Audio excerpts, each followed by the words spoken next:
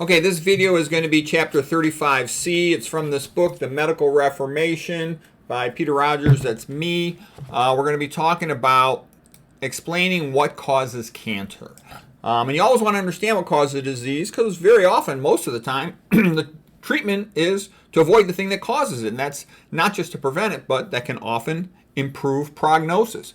Okay, so starting out with cancer, the typical thing taught in medical schools is the SMT, somatic mutation theory, that a toxic chemical or a virus causes a change in the DNA and then the cell mutates and becomes cancer. But I'm not buying it. I think that can be relevant, but that's not the money. And the reason I say that is the Cancer Genome Atlas project showed that doesn't hold up to closer scrutiny. In addition, when a cancer occurs, it's not just one mutation. It's a whole new way of life that the cell really changes. So basically, here's an anaerobic bacteria. And when the Earth started, the Earth had no oxygen available for the original single-cell bacteria living on Earth. Okay, then gradually oxygen became available and cells gradually developed the ability to metabolize oxygen, but it was often low or intermittent at times, and they had a revert pathway to go back to anaerobic metabolism. And it's thought that eukaryotic cells, cells with a nucleus and with mitochondria, that some maintain the ability under some circumstances to revert back to anaerobic metabolism versus most of them die. Okay, and so this idea of an injury to the mitochondria and the cell reverting to anaerobic metabolism is called the Warburg effect. And that is a much better explanation of cancer. It's called the metabolic theory of cancer. So just remember that hypoxia, lack of oxygen, can cause a cell to revert to a primitive pathway of anaerobic metabolism, primarily anaerobic metabolism. So here's a normal human cell. It takes in glucose, is converted to pyruvate. That is then sent on to the mitochondria. In the center of the mitochondria, it runs a cycle called Krebs cycle, also called the tricarboxylic acid cycle or the citric acid cycle, and that generates more electron carriers. The electron carriers send their electrons to the inner mitochondrial membrane, this sort of lobulated, infolded membrane here on the inner part of the mitochondria. There's an outer mitochondrial membrane and an inner mitochondrial membrane. Okay, and then that runs an electron transport mechanism that produces tons of ATP. That's where most energy in the human body comes from. The normal human cell is a worker, and it does the job of whatever body part, organ it's in. If you're in a liver cell, you have to detoxify things.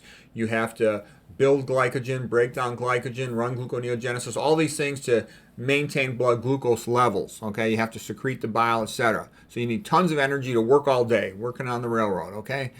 A cancer cell is not like that. A cancer is more like an anaerobic bacteria. It just wants to replicate and then go metastasize to another location. It's sort of like it's Johnny Paycheck says, take this job and shove it. I don't got enough energy to work as a liver cell. You don't give me, my mitochondria ain't working, so I'm just going to multiply and get the heck out of here, find a new place to live.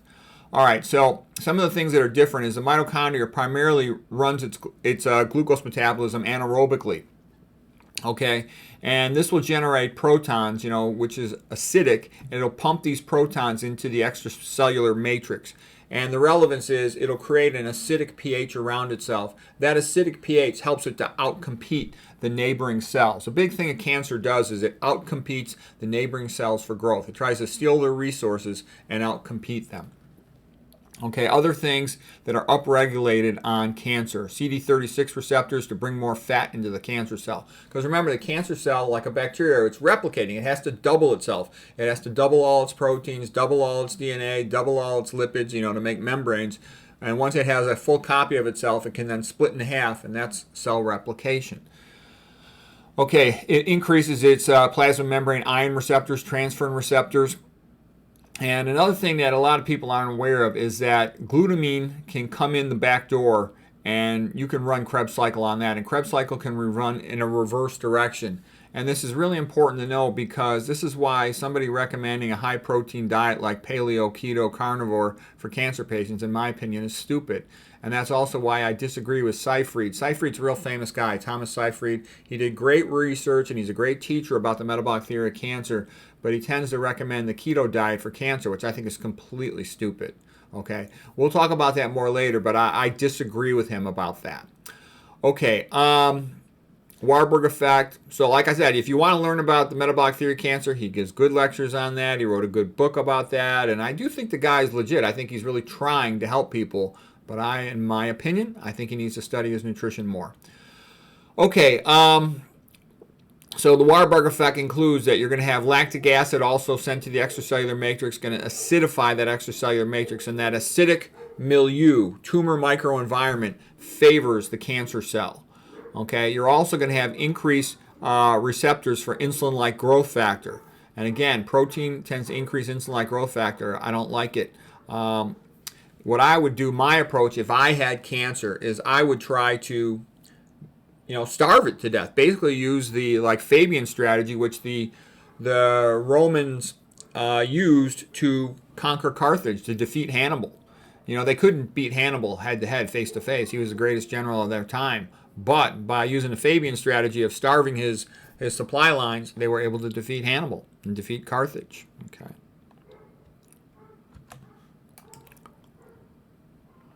Okay, the iron receptors called transferrin receptors. Okay, acidifying the matrix. So, like I said, I would minimize my dietary fat, minimize my dietary protein, especially animal protein.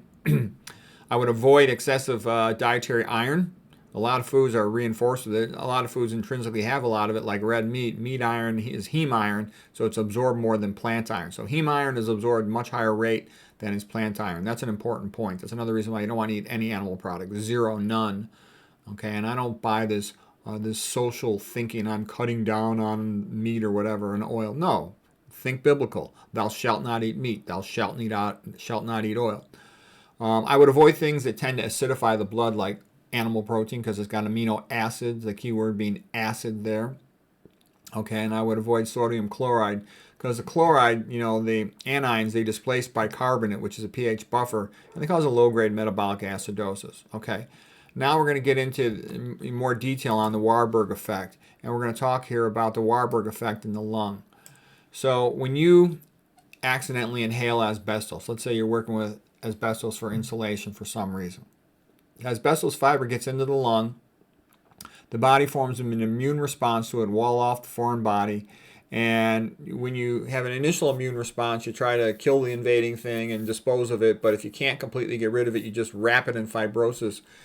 And that fibrotic tissue, scar tissue, will also envelop some normal cells. Most of those cells will die, but some of them will undergo a Warburg effect where they can revert to anaerobic metabolism and become cancer. So this is asbestos inhalation leading to the formation of cancer in the lung. And it'll often be on the pleural surface. That's called a mesothelioma. But do you see how this works? Inflammation leads to scarring called fibrosis. The scarring called fibrosis decreases the oxygen delivery to the tissues. You just make a cell farther away from the capillary and it gets less oxygen, and then you put a barrier up like fibrotic tissue and it gets still less oxygen, and you prevent blood vessels from going into it, still less oxygen, so that makes tissue hypoxic. Warburg shows he could get cells to become cancerous when he dropped their oxygen delivery by 35% or more. Okay, so that's a mechanism whereby asbestos in the lung can cause cancer. So at first glance you're like, yes, so what? I don't work with asbestos insulation. Okay, but guess what? People have scar tissue all over the place, okay? I'm going to show you some more examples of that. And you're going to see that this is a ubiquitous mechanism. Okay, let's say you have a person who has hepatitis virus, okay? And that will cause scarring, and then the scarring will cause some liver cells to be hypoxic, and those can develop cancer. Everybody knows about hepatitis B virus, hepatitis C virus, leading to fibrosis of the liver, which becomes cirrhosis of the liver, is just extensive fibrosis, and you get increased rate of cancers in there that'll often kill the patient. Well, guess what? When you have excessive fat in the liver, and the majority of Americans do, the majority of middle-aged Americans have fatty liver, the fatty liver will sometimes progress then to inflammation. So NAFL is non-alcohol fatty liver. When it becomes inflamed, non-alcohol steato means fat, hepatitis. So now you're going to have fibrosis, and that can progress all the way to full-blown cirrhosis. And this is now becoming a more and more common indication for liver transplant. Okay, but what I'm saying is the inflammation leading to scar tissue, collagen being laid down in the liver leads to cirrhosis. That'll cause tissues to become ischemic, and that will increase your risk of cancer. Okay, so now you've just seen two major important types of cancer. A form of lung cancer or pleural cancer, mesothelioma cancer, a form of liver cancer. Well, guess what? You get chronic gastroesophageal reflux from abdominal pressure syndrome, not eating enough fiber. Your upper stomach pops into your chest, you get a hiatal hernia, you get constant gastroesophageal reflux causing inflammation that leads to a change in the lining of the stomach esophagus called Barrett's esophagus, and that then will cause fibrosis, and that then will make tissue cells ischemic, and that can cause cancer. Okay, so there's esophageal cancer, a major important type of cancer. Okay, and I just gave a lecture recently where I gave my Western abdomen lectures, and I talked about pancreas getting the same phenomenon. You can get inflammation in the pancreas, chronic pancreatitis, and the inflammation in the pancreas. Also in the context, you can get it from fatty atrophy of the pancreas too, with type 2 diabetes. And there's different mechanisms of beta cell atrophy, but fatty atrophy of the pancreas, just like you got fatty liver, you can get fatty pancreas, and that can lead to inflammation, fibrosis, and pancreatic cancer. Okay, so now you're seeing this is more and more cancers.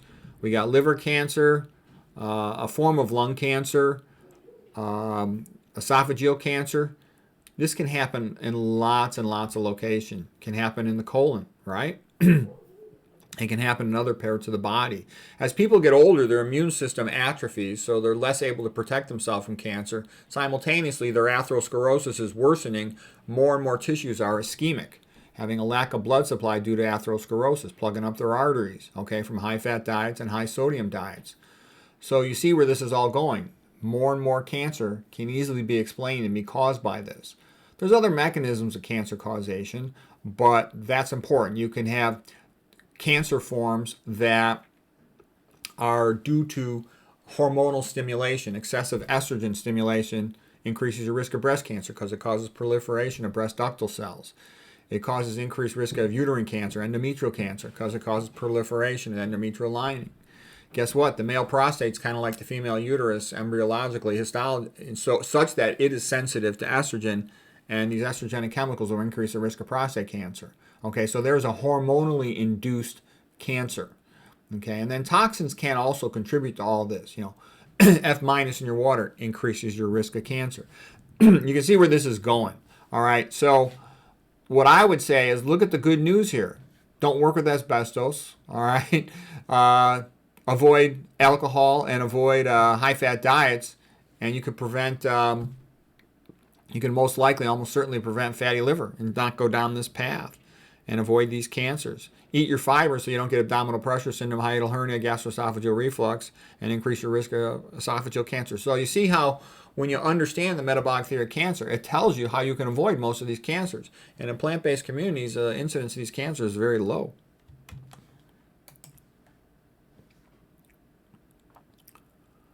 Okay. Now, the somatic mutation theory, the problem with it is the data doesn't support it. As a matter of fact, I think that was good, what we covered today so far. And so what I'll do is we'll call it a day right now. And so the big teaching point of today was ischemia, lack of oxygen in a tissue, causes the mitochondrial dysfunction because they need oxygen. It's the ultimate electron acceptor and electron transport. And when you don't have oxygen in adequate availability, the mitochondria can't function and the cell can't run aerobic, oxygen-based metabolism. It can revert. It'll either die or revert to anaerobic metabolism. The anaerobic cells take up 100 times more glucose. That's why they're positive on the PET scan. So anyways, this was the fundamental issue about the metabolic theory of cancer as developed by Otto Warburg, the German biochemist who won the Nobel Prize in 1931. So now you know what to do. Avoid the things that cause tissue hypoxia, the things that cause atherosclerosis. And we'll later on talk about other mechanisms of cancer causation that all contribute to this. And by avoiding them all, you decrease your risk. Okay, I hope that's helpful.